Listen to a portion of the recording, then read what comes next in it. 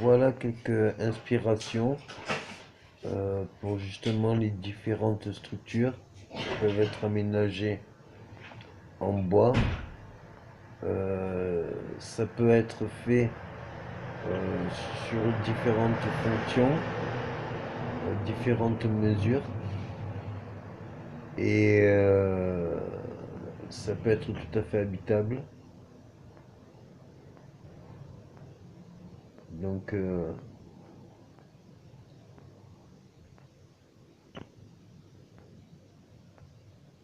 excusez-moi pour le reflet. J'essaie de vous le mettre le moins possible.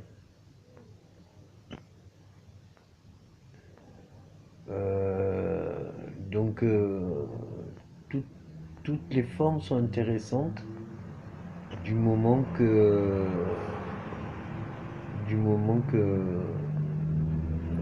ça puisse être évolutif.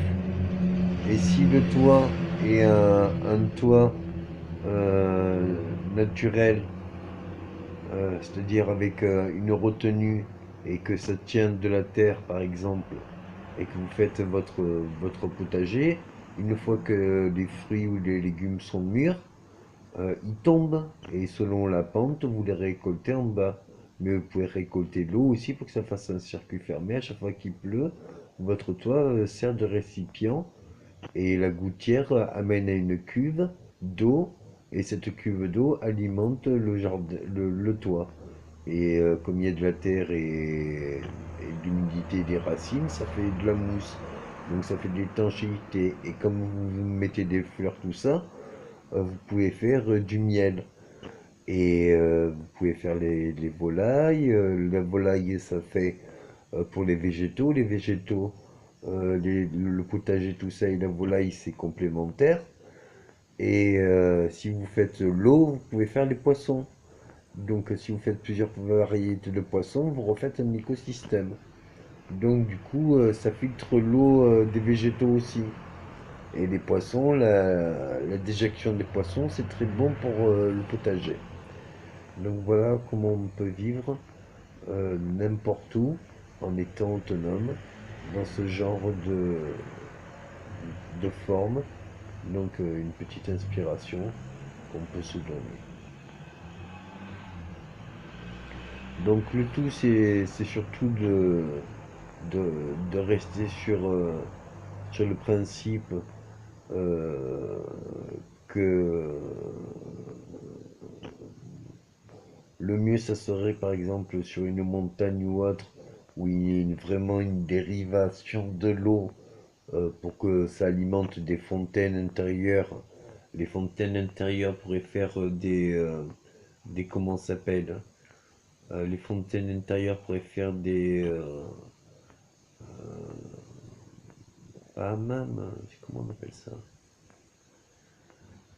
Oh là là, des piscines intérieures quoi, mais pour alimenter les poissons aussi, à l'intérieur qu'on ait des poissons et qu'on nage avec les poissons. Avant, on nageait avec les poissons, ça ne nous dérangeait pas qu'il y ait des poissons. Au contraire, ils mangeaient les peaux qu'on avait sur le corps, ça faisait des guillis. Et euh,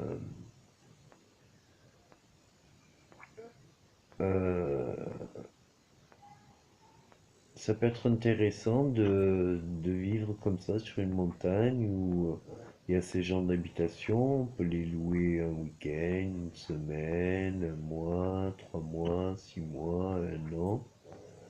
Et on peut changer comme ça. Et elles soient toutes disposées à un certain endroit de la colline et qu'elles sont toutes reliées par l'eau et par l'électricité. Et à l'électricité, on peut très bien faire en fusion froide, ça marche très très bien, des piles d'hydrogène euh, pour une alimentation de toute une montagne.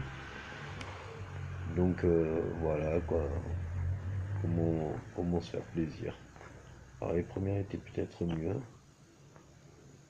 je sais pas si il y a une mouche qui a eu faire la star. Les premières m'inspiraient peut-être un peu plus. Voilà, c'est des architectures à l'intérieur. C'est magnifique, quoi.